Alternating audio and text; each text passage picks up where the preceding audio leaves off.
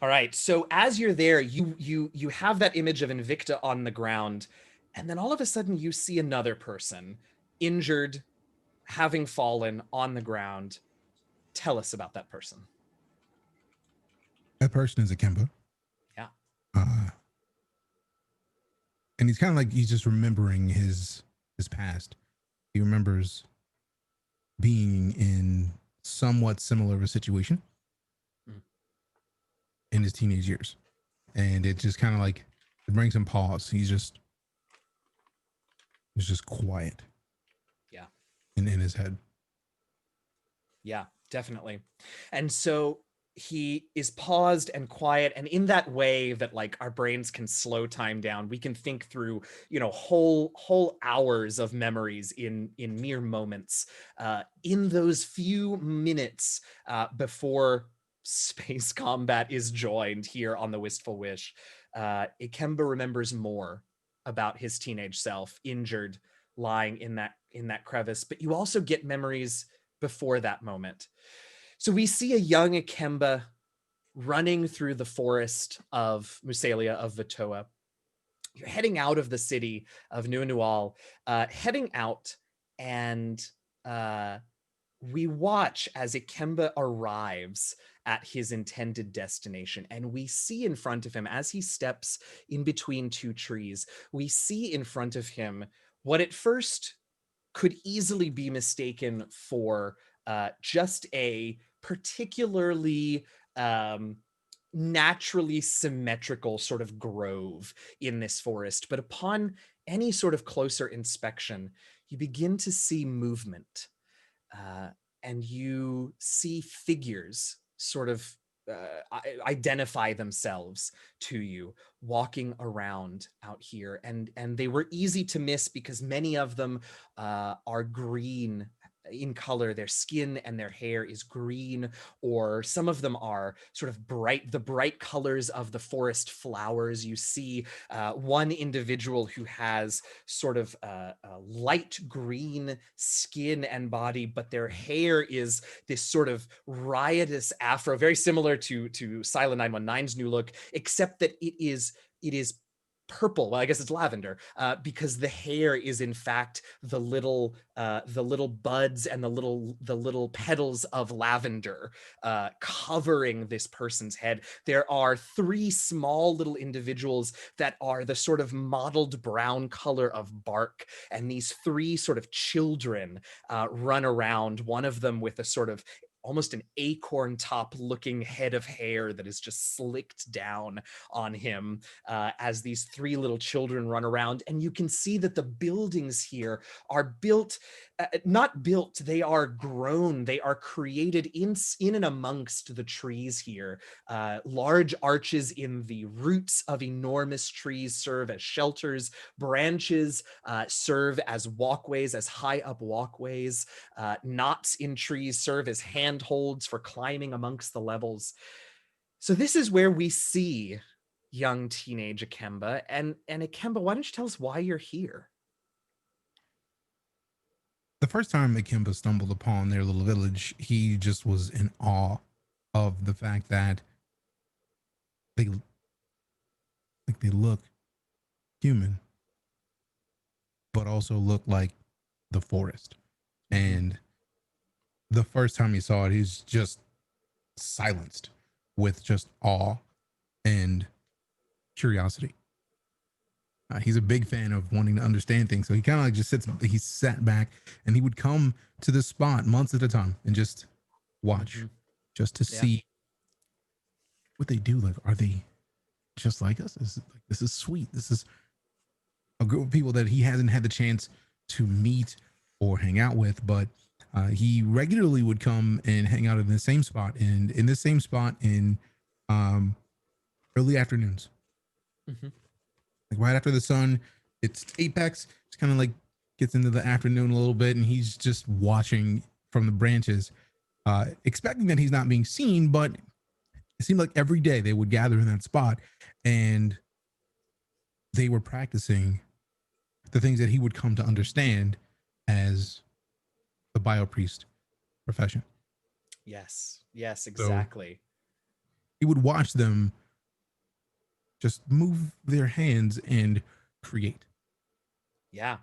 You watch as that group of children, one day they're running around playing, you know, space tag, I don't know, playing a game, and one of them falls and injures themselves, and you see injures themselves, not like a scraped knee, like they get a good sized gash as they sort of slide down some loose shale, and you watch as they bring the child over, and they, like you said, they, just as their buildings are grown from nature around them and just subtly nudged to be in shapes that they want, so too are these Solansi individuals, for that is what they are.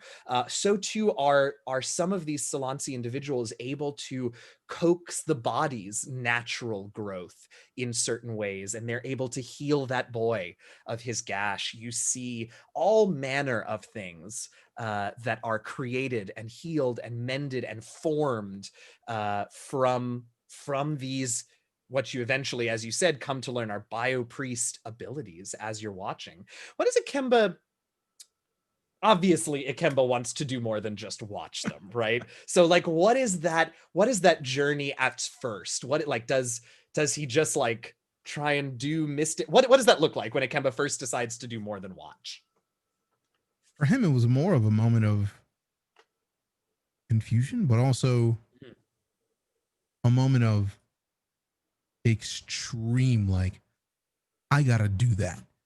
Like, Sure. everybody has that moment of figuring out a thing. They see somebody do something like, oh no, I need to learn how to do that immediately. And with his mind, the way that it works, life is logical. It's like, this makes sense. If you could fix somebody like that, why would you not? So he just like tries to move his fingers like they move them, and like nothing happens, but he's just like, I'm gonna figure this out. So he comes back to this point, month after month, and just watches them. And one day,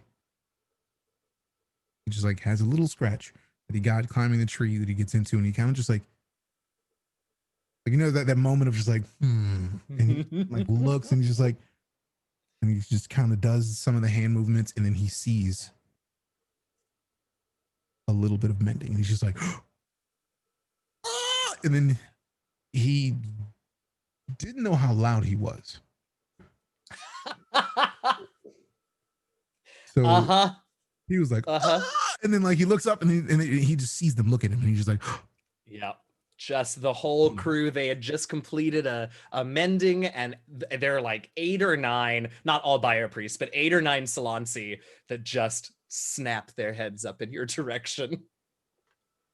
And then he just like, hi. And just kind of like hoping that they're not like he's seen them for a while. He knows that they're not like aggressive amongst each other, but he's very curious and hoping that they're not aggressive toward him. Right. And they are not immediately aggressive towards you, although you can tell not all of them are super pleased that you're there. You can see that plain as day on their faces. And you watch as they sort of very quickly sort of converse to each other, with each other, and they look up and they just decide to ignore you this time around. There's no telling whether they've seen you before, but they don't invite you down, but nor do they shoo you away. And he's just like, he figures they don't want to talk to him, so he's just like, okay. He just kind of like hops down off the tree and just starts on his way home. He's worried. He's like, they saw me, they talked, and they didn't invite me down, so maybe I've overstayed my welcome. So he just kind of like, totally, he heads home, but like with a little bit of aggression. He's just like, all right, I'm out. So he's just like trying to like parkour his way through the trees. He's trying to be fancy. He's just like worried that they're chasing him, but also figuring that they're not. But he's just like trying to be extra. It's like, oh, I'm gonna leap over this branch, and then like he just like a little lest we forget he's a teenager. So he's just like doing backflips and just like flipping over stuff, and he's like, I'm on the way home, yeah. And he kind of keeps glancing over his shoulder, like, okay, they're not chasing me, nice. And then he just gets a little bit more confident and just like starts to like, he saw a branch, he's like, sweet, and he just like pops off the branch, boosts himself high, like tries to do a nice backflip, and then like lands slightly weird. And he like kind of like lands on his side, but like kind of pushes himself a bit, and it's off his left side that he kind of like just leans and doesn't see it, but there's a crevasse that was on the other side of that branch. And he pushes himself right kind of into it to where he just kind of wedges himself. Mistakenly, of course, but he just kind of like lands and then just like and he's like trying to move and he realizes he's stuck. Yeah, stuck. Probably injured. Your arm, like you said, you landed on that. It's not, there's sort of that adrenaline. So, and maybe a little shock. So the full pain of whatever has happened there, which doesn't look good if Ikemba takes a moment to look at it. But that sort of full pain hasn't quite hit you yet. And in that moment that you have before it really fully hits you, what is Ikemba's last conscious thought? He's like, I was just trying to get home. I hope everybody's okay. And then he kind of just passes out. He just passes out. The pain catches up to him and he passes out. And we, in this memory, you then remember sort of montage style, because that's how real life memories work. We see hours pass with Ikemba sort of flitting in and out of consciousness. Nighttime comes on and he is still stuck. Eventually, you regain full consciousness, but you're stuck in there. What do you try to do to either, now that you've started to be able to figure out how the biopriests work, I don't know if it's about trying to heal yourself or trying to unstick yourself. What is Ikemba doing here in these little montages that we ultimately see that night, all through the next day, and all through even that next night and beyond? What sorts of things does Ikemba do? Well, he kind of remembers, like he wakes up and he remembered seeing an animal back in this village that was injured. And he saw that, like he just remembered like trying the same thing he tried on himself, but like a dog, it was limping. And he was just like, you try something. And he moves his hands and it kind of unlocked something, and he kind of understood a little more about life. And in his mind is like, okay, this doesn't make sense. So he's trying to move the pieces of what he sees above the pained area. He just sees pieces. So he's like moving them and changing them or trying to. And the dog just like, and then just looks up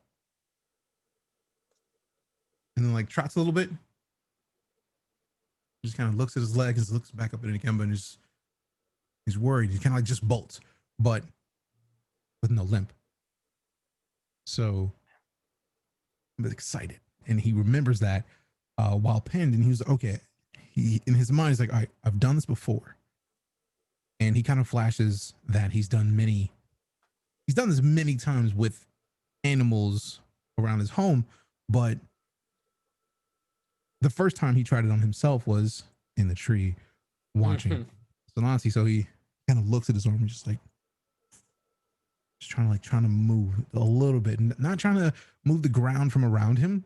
He doesn't get that same wrongness when he looks at the ground and he attempts anything. So he just figures, okay, this won't work with the ground. But he looks at his arm and he's just trying to like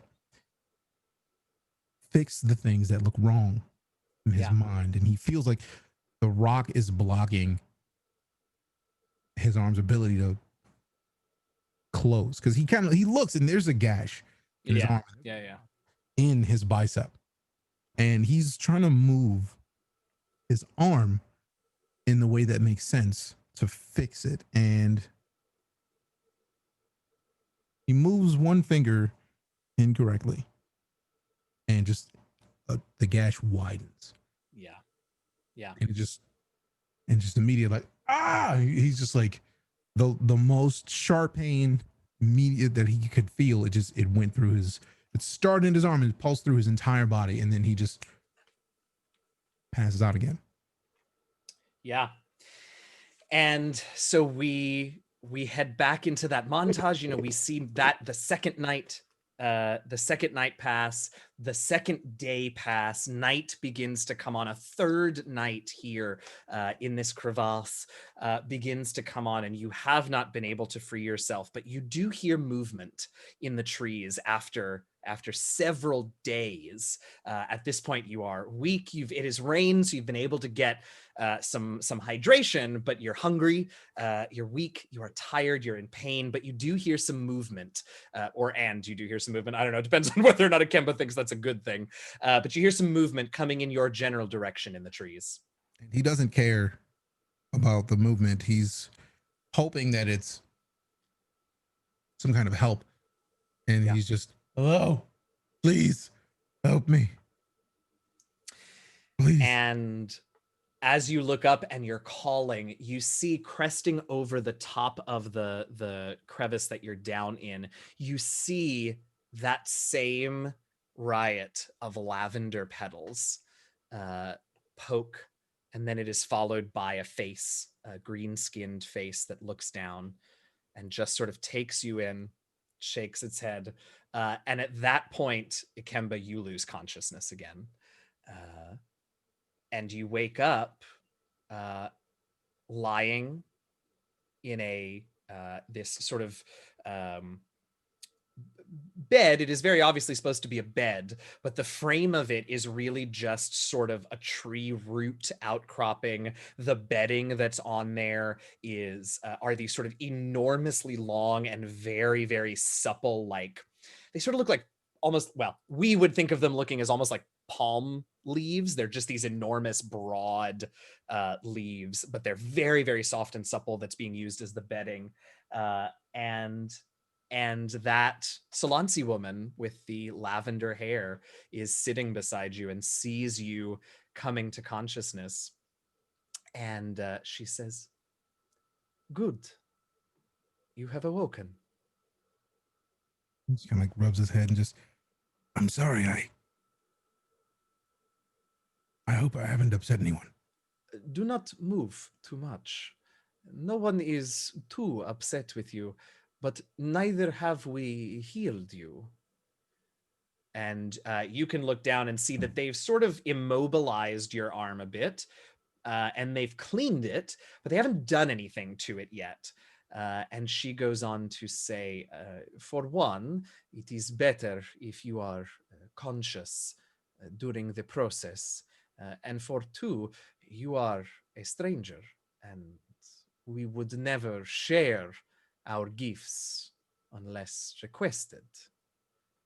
But now that you are awake, before we are discussing your trespasses here in our domain, would you like us to repair the damage that was done? He's just kind of like blown away. Just, yes, I would love this. You said trespasses. I would like to understand more of this, and also, how can you fix it? So many questions. That is good. But first things first, your arm needs attention. We can heal it so that there is nary a mark to remind you of this unfortunate fall. And she begins to move toward your bed and towards your arm. No, She stops. I like the idea of a scar there. It's, to me, that I feel that is a lesson. If this makes sense to you. It does, in fact. And again, this is good. You appreciate the lessons that you learned in life. You will learn many more, I think. I will leave Iskar, as you request. It may, in fact, require more time on my part, but for this cause, I will happily give it. And he's listening, but also remembering what made him Mm. run in the first place. And he's like, I've been watching here for a while, and I saw that boy. Yes, I believe it was a boy, fall and gash his knee, and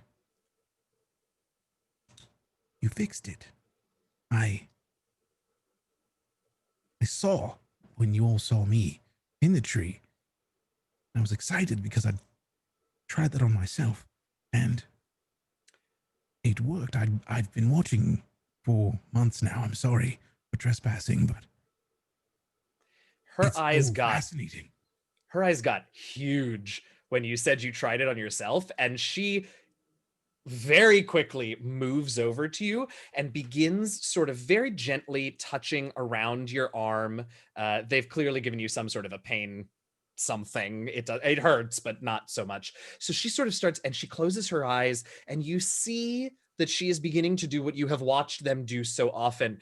But to feel it yourself in full force is very, very strange. You can almost feel that she is following the muscles and the veins and the arteries, and she is experiencing this part of your body, this damaged, injured part of your body. And you can feel her just tell it in a language that can't truly be called really a language. It's not a spoken thing, but you can feel her just telling your flesh to mend itself. But there are other messages too. She is clearly probing and looking and searching, and you can feel that. And she just her face goes from horrified to confused to just like lightly amused. And she says, "You are impressive. You are also not very good at this yet. That was incredibly dangerous what you did without the proper training." I've had no training. I've just been watching you all.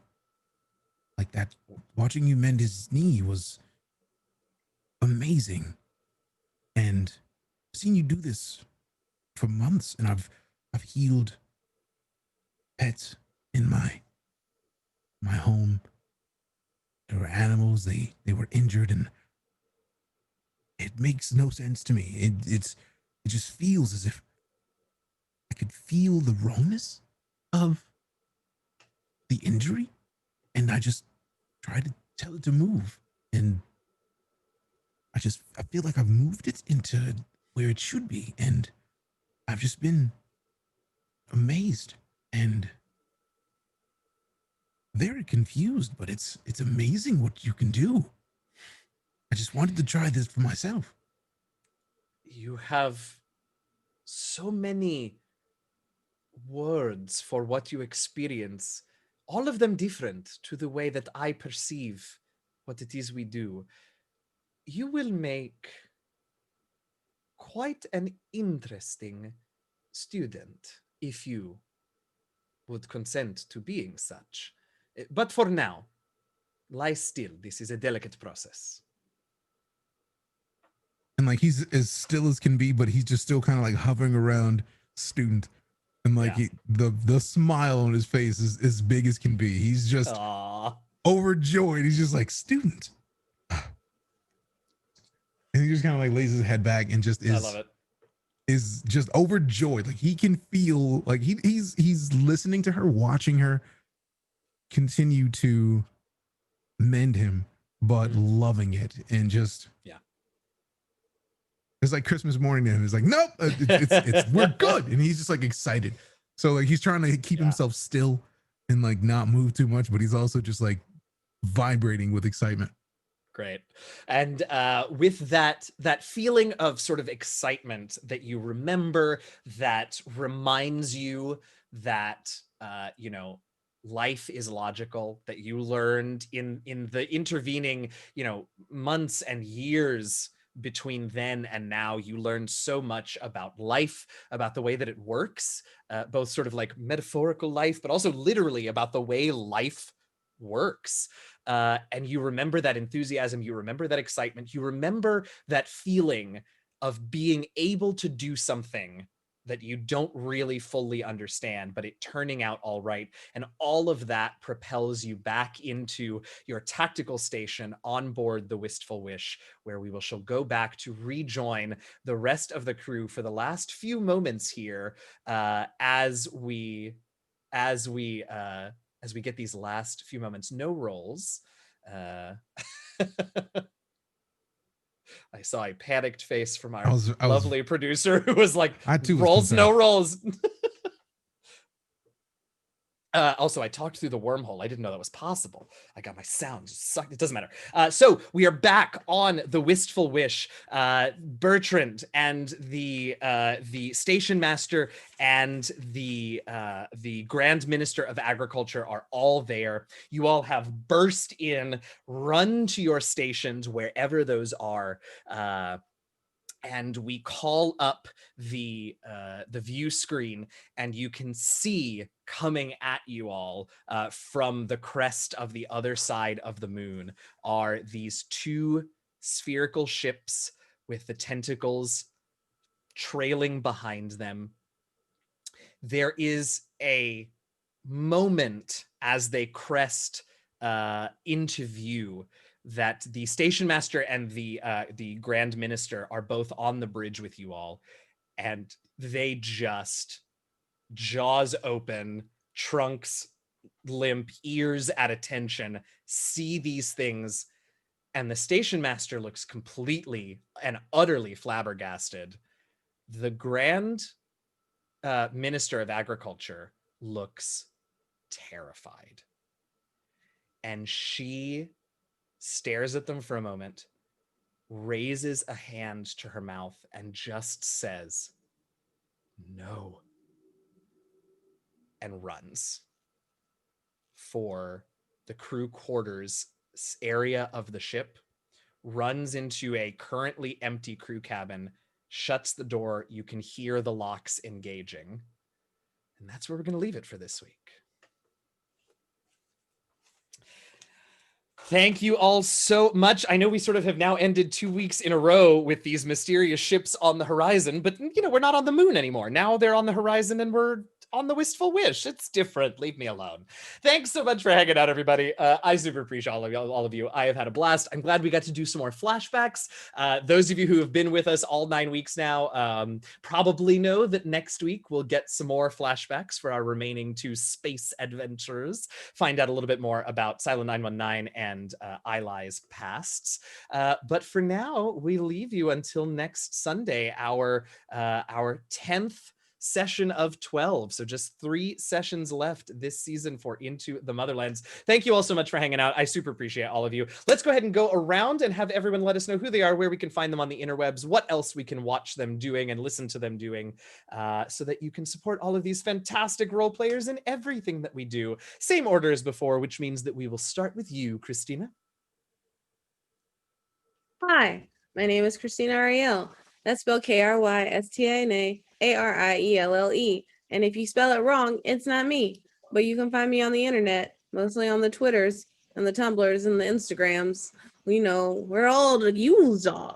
And you can also find me on Mondays on twitch.tv/CNE Games, where myself and Mr. Mark Mears